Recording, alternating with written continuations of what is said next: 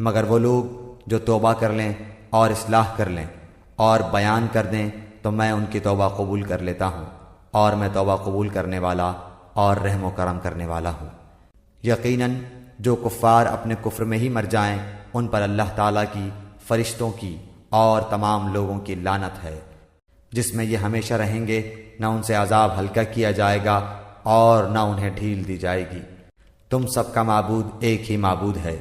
اس کے سوا کوئی معبود برحق نہیں، وہ بہت رحم کرنے والا اور بڑا مہربان ہے۔ آسمانوں اور زمین کی پیدائش، رات دن کا ہیر پھیر، کشتیوں کا لوگوں کو نفع دینے والی چیزوں کو لیے ہوئے سمندروں میں چلنا، آسمان سے پانی اتار کر مردہ زمین کو زندہ کر دینا، اس میں ہر قسم کے جانوروں کو پھیلا دینا،